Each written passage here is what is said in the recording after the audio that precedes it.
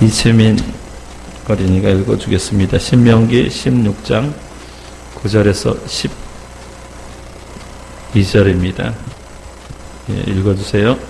일곱 주를 셀지니 곡식의 낫이 되는 첫날부터 일곱 주를 세어 내 하나님 여호와 앞에 칠칠절을 지키되 내 하나님 여호와께서 내게 복을 주신 대로 내 힘을 헤아려 자원하는 예물을 드리고 너와 내 자녀와 너비와 내 혼중에 있는 레위인과 및 너희 중에 있는 객과 고아와 과부가 함께 내 하나님 여호와께서 자기의 이름을 두시려고 택하신 곳에서 내 하나님 여호와 앞에서 즐거워할지니라. 너는 애굽에서 종 되었던 것을 기억하고 내 규례를 지켜 행할지니라. 아멘. 신명기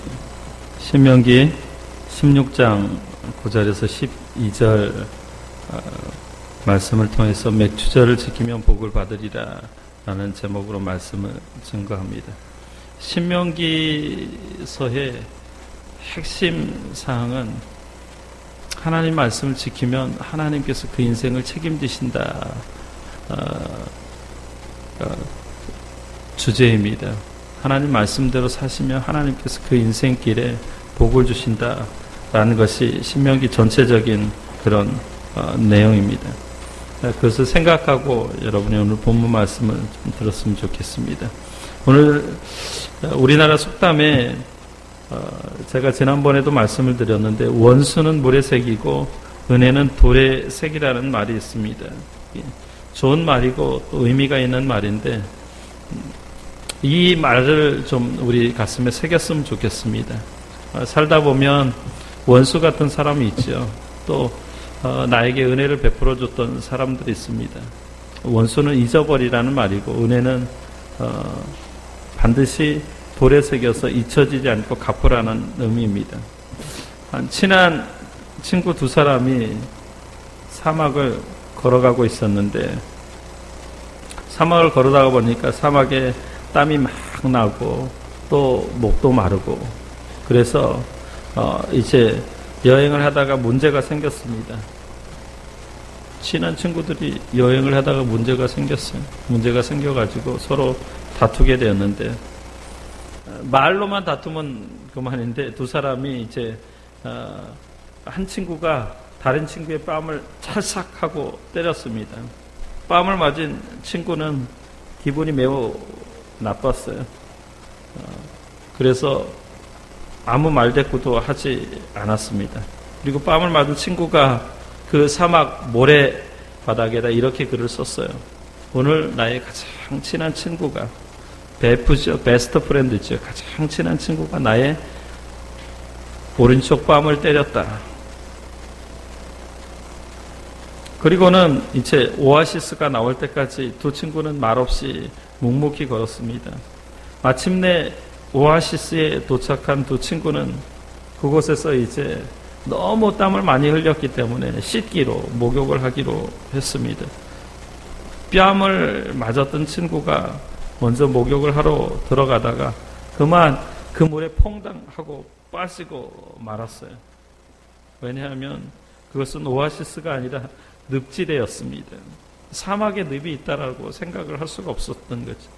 그때 뺨을 때렸던 친구가 지금 늪지대에 빠져있는 그 친구를 구해줬습니다.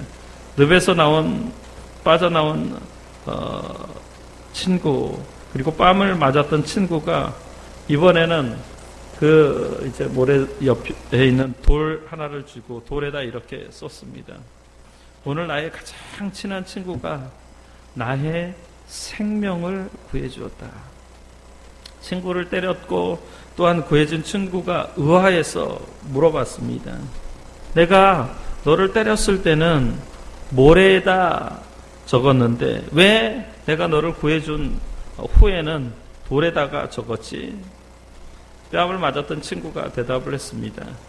누군가가 우리를 괴롭혔을 때, 괴롭히고 상처를 줬을 때 우리는 모래에다 그 사실을 적어야만 해. 혹시 용서의 바람이 불어와 그것을 지워버릴 수 있도록 말이야.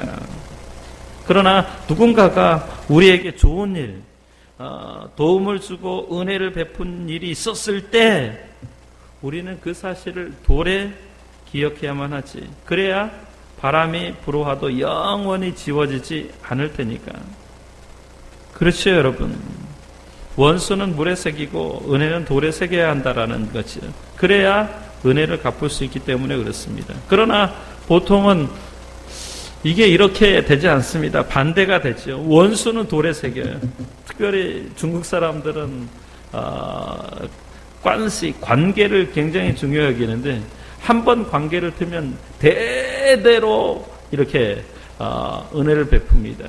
근데 한 번 원수 맺은 사람, 우리 중국 영화에 보면 아버지가 죽을 때 자식에게 원수를 갚아달라고 이야기를 하죠. 그러니까 원수는 돌에 새깁니다. 그런데 원수는 외나무 다리에서 만나죠. 그리고 반드시 원수를 죽이고 맙니다. 그런데 여러분, 은혜는 어떻습니까? 은혜라는 걸 쉽게 잊어버립니다.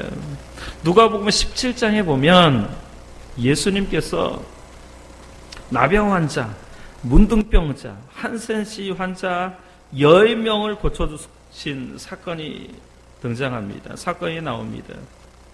예수님께서 누가복음 17장에서 문둥병자, 나병 환자 10명을 고쳐주셨어요. 그리고 예수님이 말씀하셨죠. 제사장에게 몸을 보여라. 근데 그 보이러 가다가 자신들의 몸이 깨끗하게 된 것을 알았습니다.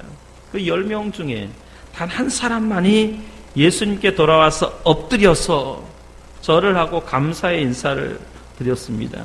그러나 나머지 9명은 감사의 인사를 하지 않았죠. 누가복음 17장 17절에서 18절의 내용입니다. 예수께서 대답하여 이르시되 10사람이 다 깨끗함을 받지 아니하였느냐? 그 9은 어디 있느냐? 이 이방인 외에는 하나님께 영광을 돌리려 돌아온 자가 없느냐? 여러분, 저는 이 말씀을 보면서 이게 과연 나병 환자들의 문제일까요? 나병 환자들만 이런 문제를 가지고 있을까요? 이게 예수님께서 지금 유대인들을 꼬집어 이야기하는 거예요. 야, 너희들 태어나면서부터 하나님의 자식이요, 하나님의 선민이라고 생각하는 너희들아, 너희들 정말 하나님께 감사하느냐?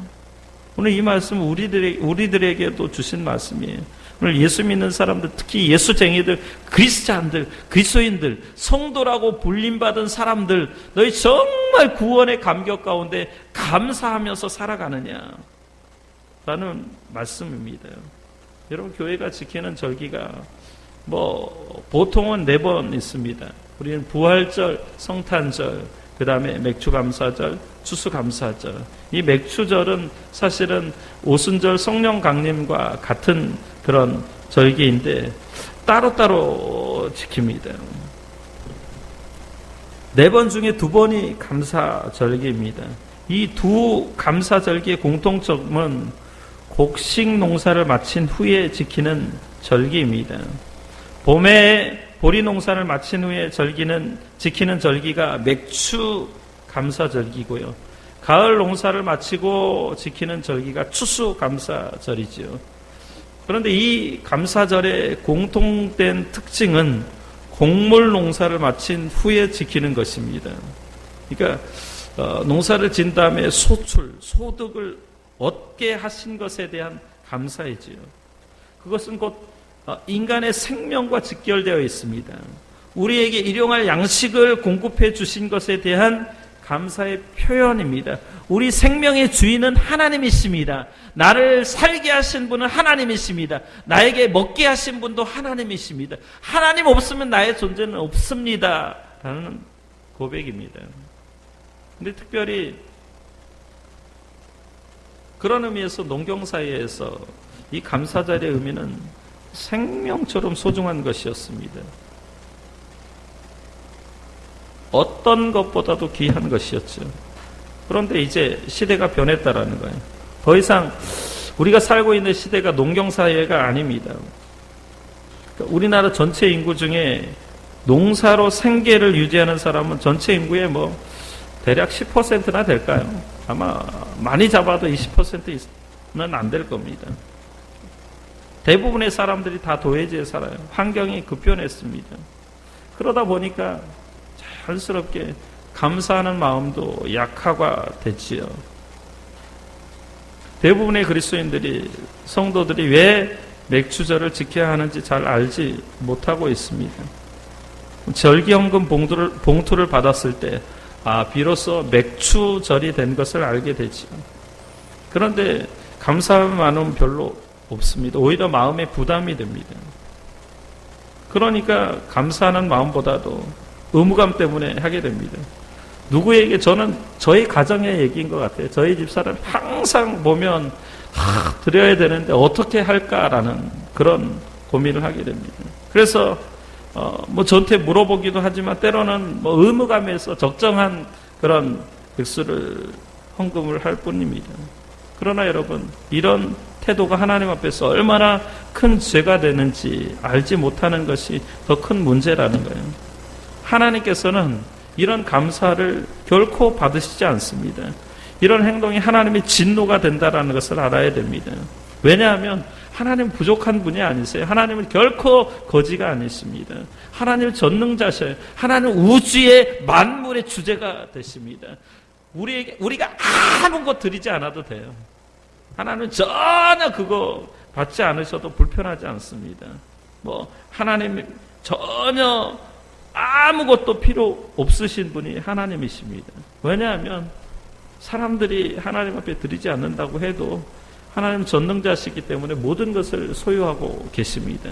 우리의 생명도 마찬가지. 하나님께서 오늘 밤에 우리의 생명을 취해버리면 우리는 그것으로 끝납니다. 아니요, 아니라고 얘기할 수 없습니다. 아니요, 나에게 사명이 있습니다. 내가 해야 될 일이 있습니다. 자녀들 부양해야 됩니다. 아직 내 남편이 있고 내 아내가 있습니다. 아직 내가 할 일이 있습니다. 라고 얘기할 수 없습니다. 그러기에 오늘 본문을 통해서 우리가 왜 감사절을 지켜야 하며 감사절을 어떻게 지키는 것인지 한번 생각해 보기를 원합니다. 오늘 본문에서 맥주 감사절을 지키는 이유를 두 가지로 설명을 합니다. 첫째는 그건 하나님의 명령이기 때문에 당연하게 지켜야 된다라고 말씀합니다. 오늘 9절 10절에 하나님의 명령이 나타납니다. 7주를 셀지니 곡식의 낫을 대는 첫날부터 7주를 세어 내 하나님 여호와 앞에 7질절을 지키되, 이렇게 말씀합니다. 세번역 성경은 이렇습니다. 주 당신들의 하나님께 7질절을 지키십시오. 이게 명령이 하나님의 명령입니다. 하나님의 명령은 인간이 거부할 수 없습니다. 저항할 수 없습니다. 왜냐하면 하나님의 명령을 지키면 그 길에 우리 인생에 유익하고 복이 되기 때문에 그렇습니다. 하나님께서 이스라엘 백성을 광야에서 40년 동안 훈련을 시키고 연단을 시키셨습니다. 신명기 8장 2절 말씀인데, 내 하나님 여호와께서 이 40년 동안에 내게 광야 길을 걷게 하신 것을 기억하라.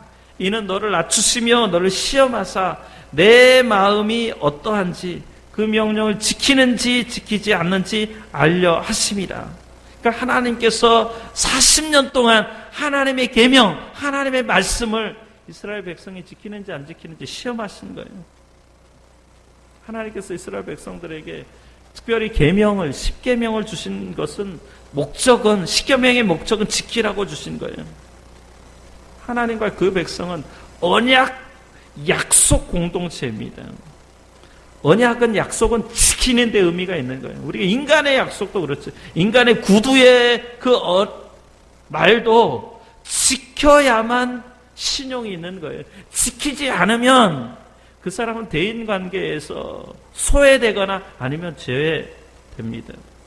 그래서 언약은, 약속은 하나님 백성의 표식입니다. 예를 들면 내 부모를 공격하라. 그것은 하나님의 약속 있는 계명입니다.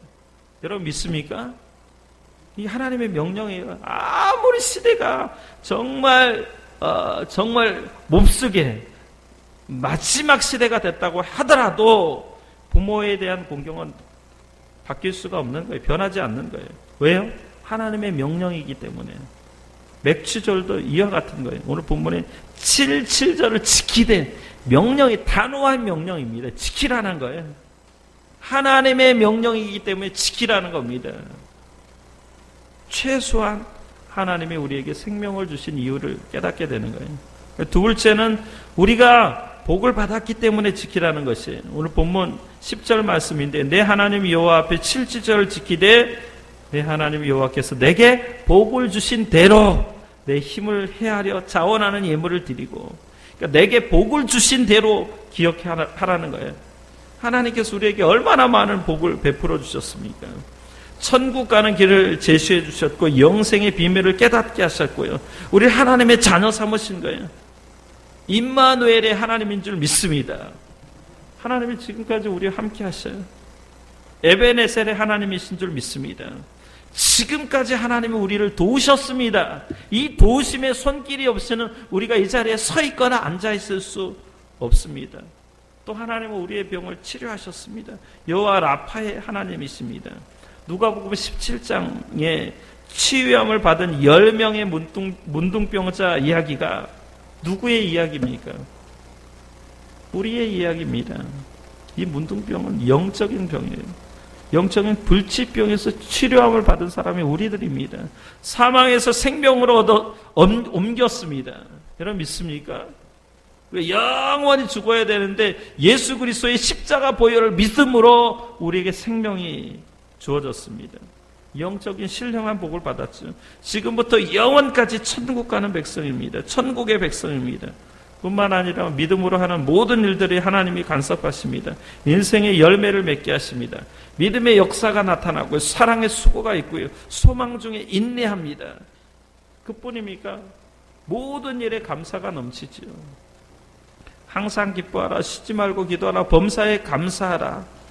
이는 그리스도 예수 안에서 너희를 향하신 하나님의 뜻이라. 하나님의 뜻을 이렇게 철저하게 우리에게 보여주셔요. 이 일이 저절로 일어난 일입니까? 하나님께서 우리를 이렇게 만드신 거예요. 할렐루야. 시편 106편 1절 말씀입니다. 할렐루야. 여호와께 감사하라. 그는 선하시며 그 인자하심이 영원함이로다. 여러분 믿습니까? 그렇게 믿는 사람은 그렇게 믿음대로 될 줄로 믿습니다. 하나님의 선하신 분이에요. 하나님의 인자하심이 영원하십니다. 아무리 시대가 바뀌고 역사가 바뀌고 환경이 새로워졌다고 해도 하나님은 변함이 없는 줄 믿습니다. 그러기에 우리는 감사할 이유가 있습니다. 본문 12절 말씀 보면 이스라엘 백성들에게 너희는 애굽에서 종되었던 것을 기억하라는 말씀합니다. 이 말씀이 무슨 말? 여러분 출애굽기, 레위기, 민수기, 신명기 동일하게 기억할 것만 너희들은 애굽에서 종되었다. 애굽은 세상을 상징합니다. 우리가 세상에서 종노릇하였습니다. 소망이 없던 사람들입니다. 그런 사람들에게 예수 그리스도의 십자가 보혈로 우리를 새롭게 하시고 우리를 치유하시고 하나님의 자녀 삼으시고 소망 중에 인내하시고 천국의 기업을 물려받게 해 주셨습니다. 유대인들은 이 말을 기억할 때 가슴에 와닿는 게 자신의 조상들이 이집트에서 노예 생활했다. 우리도 이 세상에서 믿지 않을 때 사단의 노래 노릇을 했습니다. 그런 우리를 구속해 주신 거죠. 우리가 한번 자신을 생각해 보십시오. 얼마나 많은 축복을 받았는지. 우리 찬송가 429장 같이 한번 부르겠습니다. 찬송가 429장.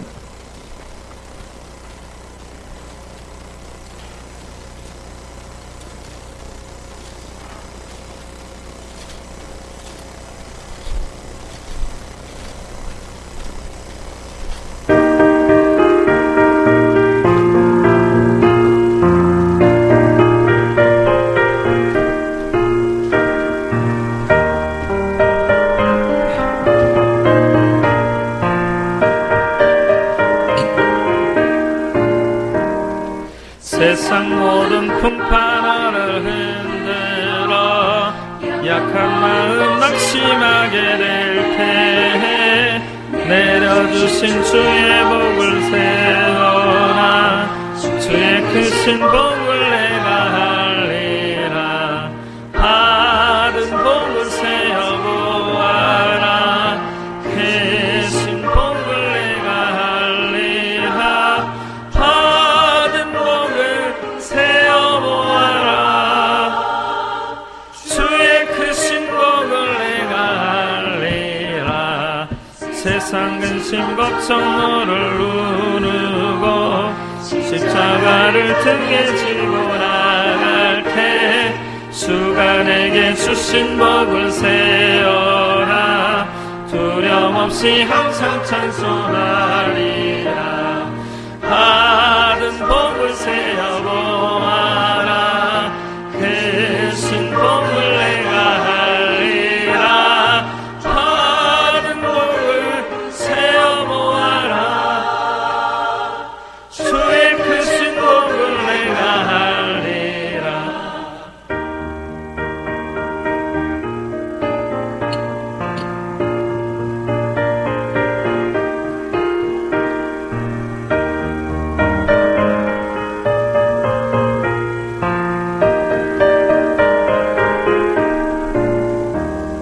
세상 권세 너의 앞길 막을 때 주만 믿고 낙심하지 말아라. 천사들이 너를 보호하리니 염려 없이 앞만 보고 나가라. 받은 복을 세어보아라. 크신 복을 내가 할리라. 받은 복을 세어보아라. 주의 크신 복을 내가 할리라.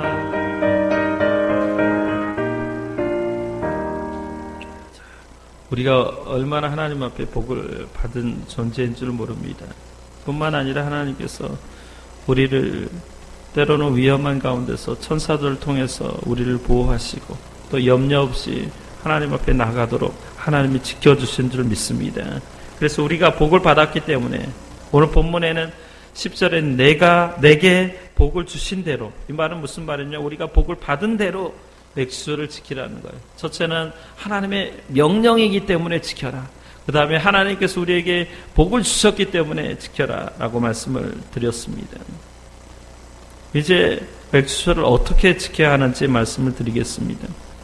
사실은 왜 제가 지난주에 이 말씀을 드리지 않았는지, 여러분 괜히 오해받을 수 있기 때문에 제가 지난주에 이 말씀을 드리지 않았습니다. 왜냐하면 성도들 없고 교회가 어려우니까 별 말씀을 다 전하는구나, 이런 오해를 받기 싫어서 제가 지난주에 이 말씀을 전하지 않았습니다. 근데 오늘 본문 가운데 여러분이 한 가지 적용점을 찾으기 바랍니다. 10절 말씀인데 우리 다 같이 한번 10절 말씀 한번 읽어보겠습니다.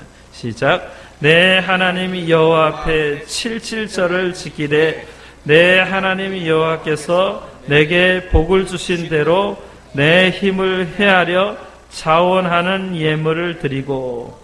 아멘. 맨 하반절 말씀에 자원하는 예물을 드리라라고 말씀했는데, 이 자원하는 예물은 원래 히브리어의 네다바라는 말인데, 자발적인 자유의지를 가지고 기쁘게 즐거움으로 하나님 앞에 드리라는 겁니다. 왜 자원하는 예물을 드려야 할지 이렇게 생각하는 사람들이 있을 것 같아요. 감사절에 감사하는 마음이 있으면 되지 꼭 예물을 드려야 하는가? 여러분, 인간의 모든 마음은 사람들이 잘 알아주지 못합니다. 왜냐하면 마음은 보이지 않기 때문에 그렇습니다. 그래서 성경에 물질 가는 곳에 마음 간다라고 말씀합니다. 예수님 말씀하셨죠. 마태복음 6장 21절에 보면 내 보물 있는 그곳에는 내 마음도 있느니라. 누가복음 12장 34절에 너희 보물 있는 곳에는 너희 마음도 있으리라, 이렇게 말씀합니다. 그러니까 사람의 마음의 속성을 잘 보여주는 말씀이죠. 고린도후서 9장 6절에서 7절 말씀입니다. 이것이 적게 심는 자는 적게 거두고 많이 심는 자는 많이 거둔다 하는 말이로다. 각각 그 마음에 정한 대로 할 것이요 인색함으로나 억지로 하지 말지니 하나님은 즐겨내는 자를 사랑하시느니라. 심는 대로 거두는 법칙입니다. 자연의 법칙은 콩 심은 데 콩 납니다. 하나님의 경제 법칙이기도 합니다. 적게 심는 자는 적게 거둡니다. 많이 심는 자는 많이 거둬요. 제가 여러 교회에서 20년 동안 사역을 했는데 하나님 앞에 정말 많이 심는 자들은 하나님이 많이 거두게 하시더라고요.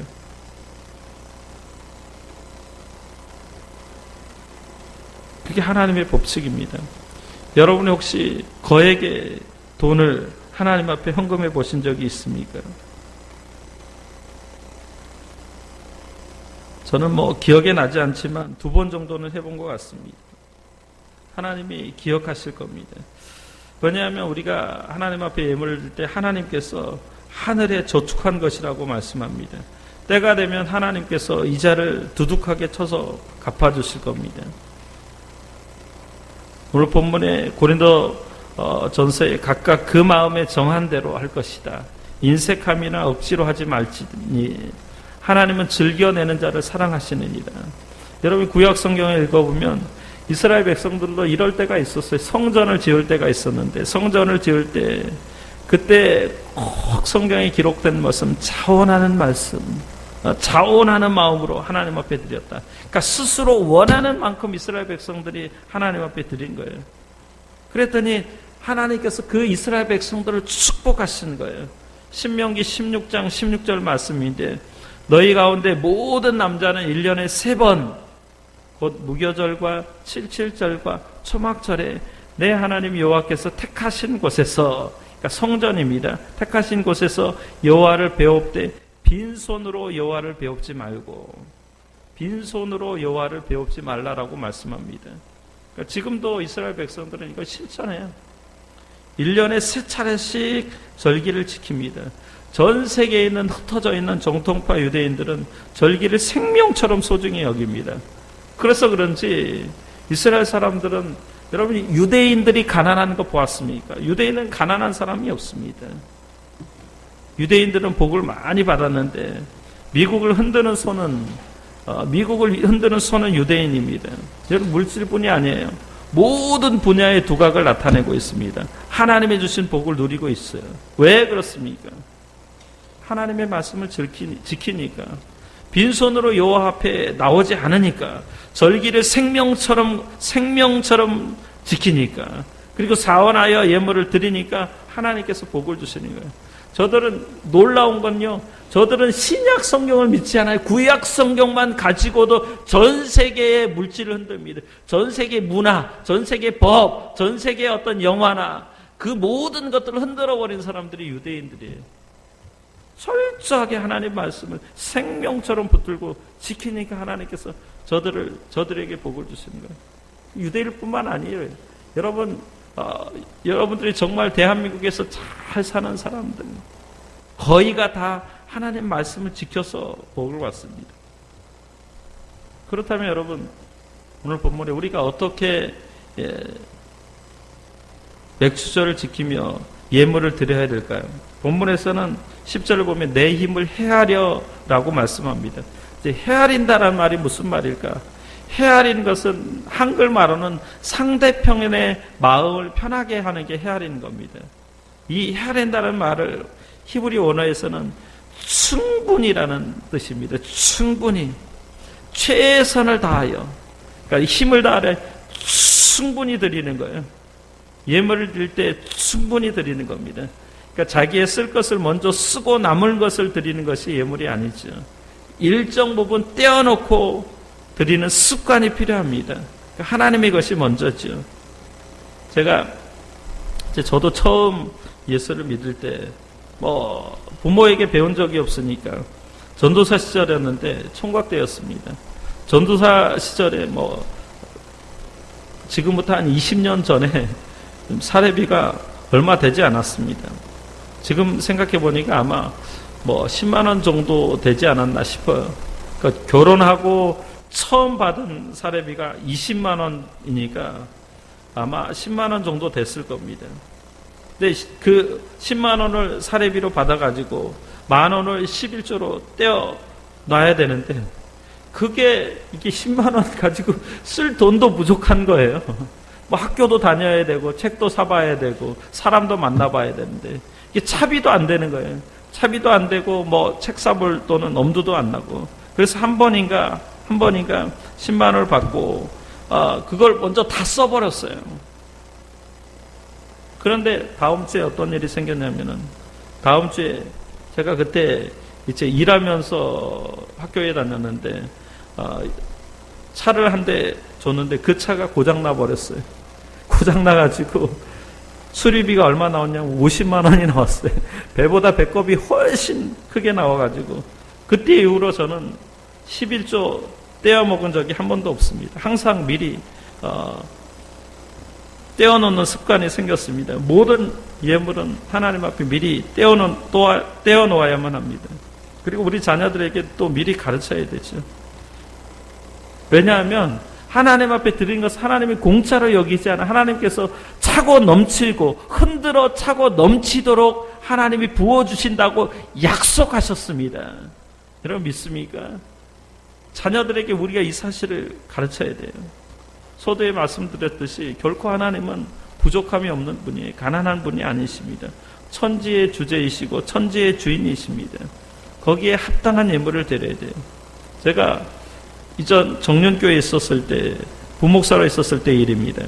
제 동역자 중에 지금은 목사가 되었지만 그때 전도사였던 문모 전도사라는 분이 있었습니다. 문모 전도사님이 이제 우리 교역자들하고 식사를 하는데 이런 얘기를 했어요. 자기는 교회에서 주일학교 아이들이 1,000원짜리 헌금 내는 것을 도저히 이해할 수 없다라는 거예요. 왜냐하면 하나님이 그렇게 하찮은 존재가 되었다라는 거죠. 그래서 제가 궁금해서 물어봤어요.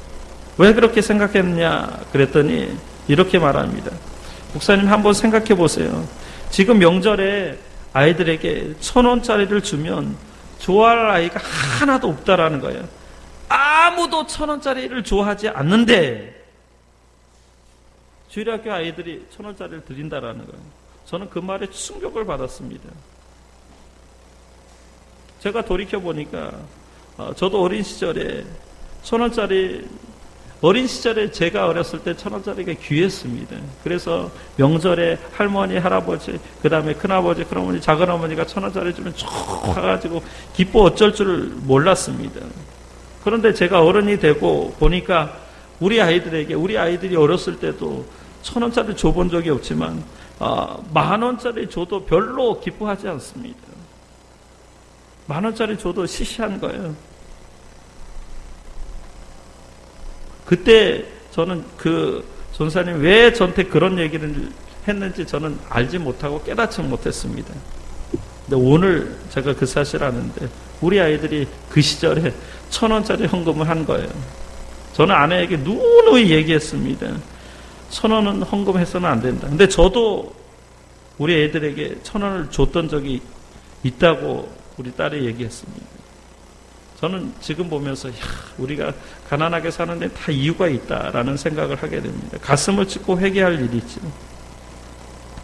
그게 남의 가정 얘기인 줄 그때는 알고 있었는데 오늘 제가 들어보니까 우리 가정 얘기인 거예요. 하나님 앞에 회개할 일을 한 거죠. 결코 아이들이 하나님 앞에서 복을 받을 짓을 못한 겁니다. 우리가 아이들에게 바른 경제관념을 심어줘야 되려면 하나님 앞에 최상의 것을, 최고의 것을 드려야 될 줄로 믿습니다. 하나님께 최고의 것을 드리려면 어떻게 해야 돼요? 부모가 보여주는 거예요. 부모가.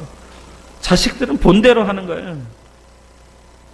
모르겠습니다. 우리 장모님이 어떻게 가르쳤는지 모르는데 저는 아내에게 항상 최상의 것을 드리라고 하는데 생활에 넉넉하지 못하니까 그것 때문에 시험에 드는 경우가 많습니다. 저는 생활에 관계를 안 하니까 참 그런 면에서는 뭐 하나님 앞에 이야기할 부분이 없습니다. 하나님께 복을 받으려면 그러면 씨앗을 뿌리는 대로 거두는 것이 인생의 법칙이라고 한다면 우리의 자녀들이 정말 잘된 인생이 되고 이 땅에서 구워주고 나누어주고 머리가 되는 인생이 되려면 그렇게 하나님이 기뻐하시는 일들을 해야 될 줄로 믿습니다. 저는 우리 자녀들이, 그 다음에 우리 교회 성도들이 하나님 앞에 넘치는 축복을 받기를 예수 이름으로 축원합니다. 솔직한 마음입니다. 부모가 되어가지고 목회자가 되어가지고 자녀들이 정말 이 땅에서 정말 가난하게 산다, 가슴 아픈 일입니다. 저는 목회하는 인생 내내 정말 제 성도들이 또 제 가정의 자녀들이 하나님이 넘치는 축복을 받기를 예수 이름으로 축복합니다. 말씀하는 대로 될 줄로 믿습니다. 힘을 다하여서 정말 충분히 하나님 앞에 물질을 심어보십시오. 하나님이 30배, 60배, 100배, 아니 1000배의 축복을 주실 줄로 믿습니다. 오늘 본문에 뭐라고 얘기했냐면, 저는 이 말씀이 정말 와닿아요. 너와 내 자녀와, 그 다음에 것들은 공동체에 주시는 말씀인데, 우리가 먼저 해야 될 게 뭐냐, 너와 내 자녀가, 어른된 내가, 부모된 내가 먼저 하나님 앞에 모범을 보여야 돼요. 항상 선하고 좋고 아름다운 것, 내 것 중에서 가장 귀한 것, 내가 정말 써도 정말 아까울 만한 그것을 하나님 앞에 드리는 거예요. 그럼 우리 자녀들이 당연히 드리게 되는 거죠. 이제라도 여러분 늦지 않았습니다. 저는 하나님 앞에 회개하면서 제가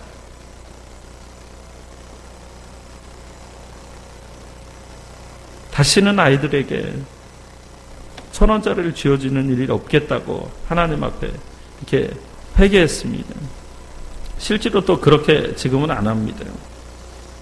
우리는 먼저 우리 자녀들에게 하나님께 예물 드리는 것이 가장 즐겁고 가장 기쁘고 인생의 복된 길이라는 것을 알고 그렇게 하나님 앞에 드려야 됩니다. 그러면 우리 자녀들이 그것을 보고 배우지요. 자녀들이 부모를 보고 배웁니다. 우리 자녀들이, 부모된 자들이 먼저 하나님께 받을 그런 축복을 생각하면서 하나님 앞에 드리기를 즐거워할 때 우리 자녀들도 넉넉히 복된 인생을 살 수 있을 줄로 믿습니다.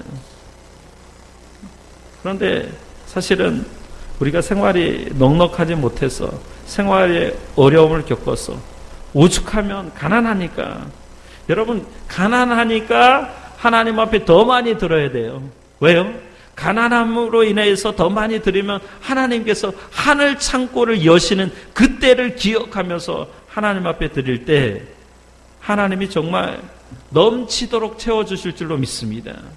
우리 장로님 기도하신 대로 정말 지금 우리는 어렵지만 하나님 앞에 우리가 이 드리는 연습을 함으로 인해서 하나님이 차고 넘치는 그 은혜의 물결을 우리 자자손손 대대로 주실 줄로 믿습니다.